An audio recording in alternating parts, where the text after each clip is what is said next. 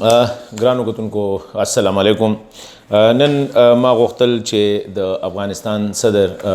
ښاغلی ډاکټر اشرف غني صاحب هغوی د طرفه یو ټویټ شوی دی، بلکې دوه ټویټ شوي دي چې په پاکستان کې د پختون تحفظ موومنټ کم ځوانان دي هغوی چې کوم تحریک شروع کړی دی د آئینی حقوقو دپاره یا د خپلې سیمې د ترقۍ په حوالې سره یا چې کوم ملک کې کوم سخت دریځیت یا د هغې په حوالې سره هغې حوالې سره ډاکټر اشرف غني صاحب دا یو خبره کړې ده چې یاره افغانستان حکومت چې کوم دی هغه ته په بلوچستان او په خیبر پختونخوا کې د پرامن احتجاجونه چې کیږي په دې باندې چې کوم تشدد روان دی په دې ورته ډېر زیات خفګان دی. ډاکټر غني صاحب وایي چې یاره زمونږ دا خیال دی چې هر حکومت لکه ځان یادي چې یاره د نړۍ هر حکومت هغوی له پکار دي چې یاره دا د هغوی اخلاقي ذمهواري ده چې یاره چرته هم په سماجي یا د مدني ټولنې په کارکنانو باندې او څوک چې د دهشتګردۍ خلاف څوک چې د تشدد پسندۍ خلاف کاروایی کوي چې د هغوی د تمه د هغوی د ملاتړ وکړي شي. وجه دا ده چې یاره دا په د سیمه کې سکیورټي ته هم خطره ده او زمونږ شیرډ ویلیو ته هم خطره ده. دا خو د هغه په خپل ځای بیان. اوس خبره دا ده چې د دې بیان په دغه کې بیا شاه محمود قریشي د پاکستان خارجه وزیر ځکه چې همیشه د افغانستان صدر چې کوم دی د هغه جواب د پاکستان وزیر اعظم یا صدر نه ورکوي، فورن آفس ورکوي. خو شاه محمود قریشي صاحب دا ویلی دي چې یاره یو پاکستان دا ریجیکټ کوي او افغانستان له پکار دي چې په خپلو اندروني مسلو باندې چې کوم دی توجه ورکړي. اوس ډاکټر اشرف غني صاحب دا بیان چې کوم دی دا انتهایی زه ګڼم چې دا د منافقت نه ډک دی او دا د پختون تحفظ موومنټ یا په پاکستان کې میشته 6 میلیونه افغان پښتانه چې کوم دي دا د هغوی د مرزۍ خلاف او هغوی ته یو قسم له په خپله خو د خپل کور روان که. زه افغانانو ته دا وایم چې دا د افغان عالم د لاسه د افغان سیاستوال د لاسه د افغانانو سره چې کوم ظلم کیږي د هندوستان د فوج د لاسه د 1300 لسیزو راسي. آیا ډاکټر غني صاحب یو ورځ دا فیل کړې ده چې دا ستا د حکومت ذمهواري ده که نه ده چې په دې باندې ته چې کوم دی یو بیان ورکې چې یاره دا پرون د کشمیریانو ورځ وه، پرون دا به ښه خبره وه چې تا د هغې بیان هم ورکړی وي بیا دې دا ورکړی وي چې یاره په هندوستان فوج چې د کشمیریانو لکه د 1800 میاشتو ماشومان چې کوم دی هغه په پیلټ ګنز باندې هغه ایستلی شوي دي. خو ډاکټر اشرف غني صاحب چې کوم دی په دې حوالې سره بالکل غلې. اوس دلته کې دا خبره ټیک ده پختون تحفظ موومنټ د خپلو حقوقو دپاره د قبایلي سیمې د حقوقو دپاره بیا جنرالي د انساني حقوقو دپاره هغوی او په پاکستان کې دا واحد تحریک نه دی، پاکستان کې نور موومنټس هم روان دي. HRCP هیومن رایټس کمیشن هم خپل کارونه کوي، مدني ټولنه هم ډېره زیاته فعاله ده. هغوی ته دا حق دی کوم مذهبي فرقې چې کوم دي هغوی هم احتجاجونه کوي. خو کوم ځای کې چې و د دې نه اوس اندازه دا لګي چې یاره ډاکټر غني صاحب نه یو تپوس پکار دی چې په افغانستان کې د ستا په دې حکومت کې څو وارې په سیویلین باندې بمباري شوې ده او هغې کې په درزنونو چې کوم دی بېګناه خلک شهیدان شوي دي، افغانان شهیدان شوي دي. آیا تا ډاکټر صاحب دا چې ته کوشش کړی دی چې دغه د غندلي چې یاره په سیویلین باندې به چې کوم دی بمباري نه کېږي په او ستا فوج پې کوي، د امریکې فوج پې کوي، نو دا لکه یو هغه موږ ته نه یو بربند منافقت دی. او د ده وجه هم صرف دا ده چې ډاکټر غني صاحب غواړي چې یاره په خیبر پختونخوا کې دا پښتنو چې کوم دی ګوره دلته کې ستانه لوی لوی خلک ناست دی. په افغانستان کې د باچا خان د لیول سړی اوسه پورې نه دی پیدا شوی، د ولی خان د لیول سړی نه دی پیدا شوی، د اسفندیار خان د لیول سړی نه دی پیدا شوی. هغوی دلته کې شته، هغوی خپله خبره کوي. د شیرپاو خان د لیول تا سره کس نشته دی، د مولانا فضل الرحمن صاحب د لیول کس تا سره نشته دی، د محمود خان صاحب بچکزی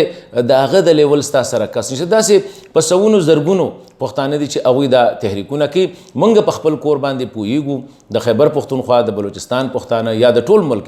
د خیبر پختونخوا نه پښتانه پاکستان کې نور ځایونو کې ډېر زیات دي ځکه د ټول نه غټ ښار زموږ چې کوم دی د پښتنو کراچۍ ده. اوس هغوی دا کوي شي. خو تا آیا کوشش کړی دی چې یاره ته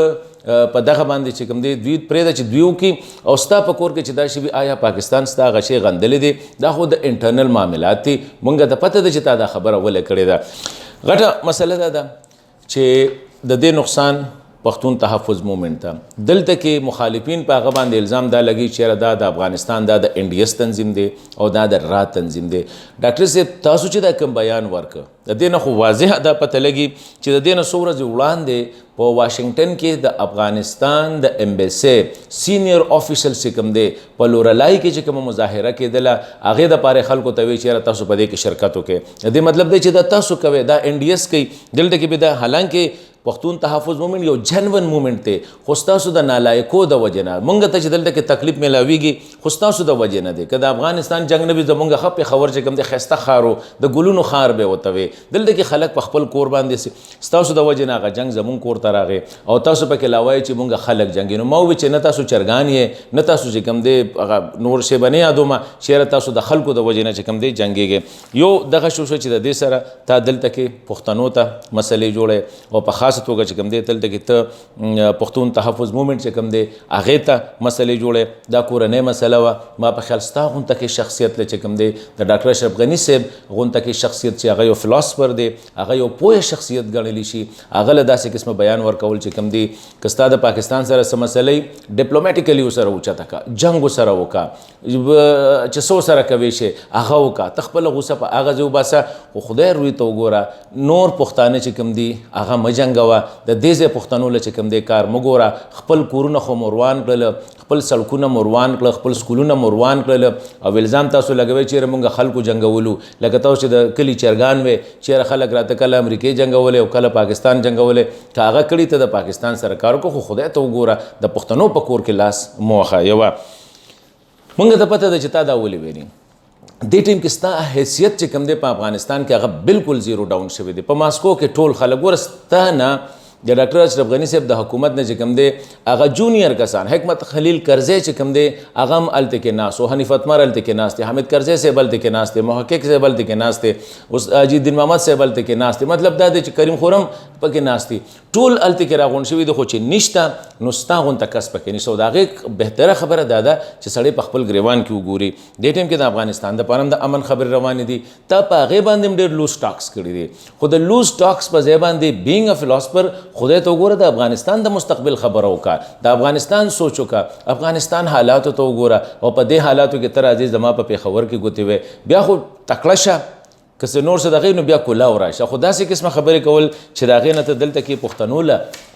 مسلې جوړی او پښتانه چې کوم دی هغې ته هغوی دا یو امپریشن ورکړي چېرې دوی یا ستا د NDS دپاره کار کوي یا دوی ستا د را دپاره کار کوي یا د بل چا دپاره کار کوي. ته د خپله غوسه چې کومه دی په خپل مخالفینو باندې هم دغه ځای کې به ایستل او دا چې کوم ستا حیثیت اوس دې ته پاتې دی چې ته د پښتنو دشمن امرالله صالح غونته کې کس چې هغه کله د NDS چیف و نو څومره پښتنو ته چې هغه نقصان ورکړی دی تا ته نور څوک میلو نه شو نو ستا هغه رننګ میټ چې کوم دی ستا سره هغه دی. دا خو د افغان دی وخت کې د حکومت دا لیول پاتې شوی دی. موږ اوس هم وایو چېرې طالبانو له پکار دي چې ستا سره کینی ستا سره خبرې وکړي د حکومت سره خبرې وکړي که هر څه په یو چوکۍ ناست دی. خو دې ټایم کې ښکاري داسې چې ستا حیثیت هم دومره راغلی دی چې طالبان کومه خبره کوي نور چې کوم افغانانو پویا مشران سیاسی لیډران سماجی مشران یا د مختلفو اتنیک ګروپونو مشران چې کوم دي هغوی ټول په ماسکو کې ناست دي د افغانستان د روغې خبره کوي د صلح خبره کوي د ګاونډیانو سره د حالاتو ټیک کولو خبره کوي. او تاسو چې کوم یې ستاسو رویه دا ده چې تاسو د ګاونډیانو سره هم تعلقات خرابوئ انټرنلی چې کوم دی هم ستا دغه حل دی چې کوم خلک د افغان پښتنو د افغان پښتون چې کوم دی دشمن کسانو هغه ستا سره لیفټ رایټ ناست دي. نو زه به دا ووایم چې په دې حوالې سره پاکستان حکومت انټرنلی زمونږه مسله ده د پښتون تحفظ موومنټ باره کې چې کوم میډیا بلیک آؤټ دی